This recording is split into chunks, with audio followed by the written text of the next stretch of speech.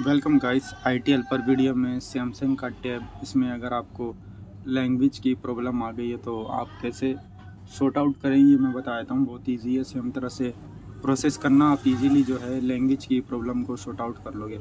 जो स्टेप मैं बता रहा हूँ वो सेम स्टेप आपको फॉलो करना है और आपकी लैंग्वेज की प्रॉब्लम सॉर्ट आउट हो जाएगी। ठीक है, तो सबसे पहले आप जो है सेटिंग का आइकन देख लीजिए, आपका सेटिंग का आइकन कहाँ है। और ये देखें, एक सेटिंग का आइकन यहाँ पे नीचे आ रहा है। ठीक है, यहाँ से अगर आपके सेटिंग का आइकन शो नहीं हो रहा है तो ये ऑप्शन ओपन कर लेना।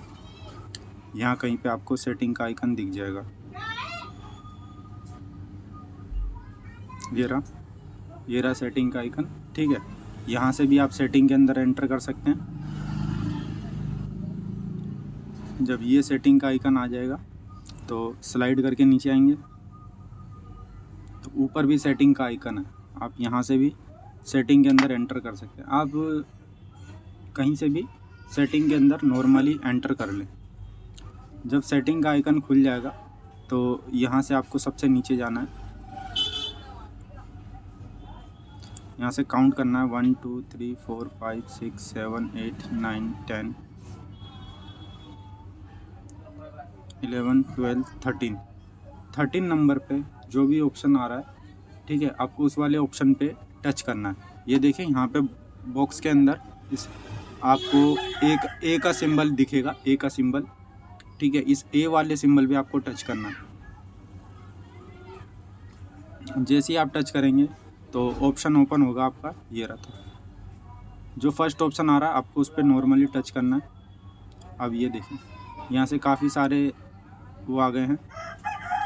अभी हमने एक लैंग्वेज ले ली।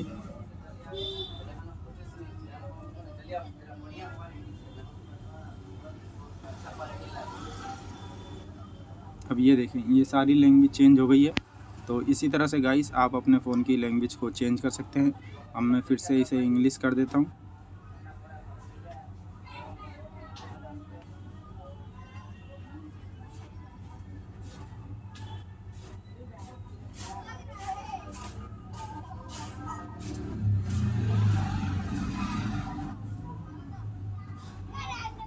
तो ये गाइस ये लैंग्वेज चेंज हो गई है।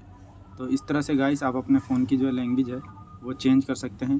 अगर वीडियो अच्छी लगे तो प्लीज़ चैनल को लाइक सब्सक्राइब शेयर ज़रूर करें। Thanks for watching.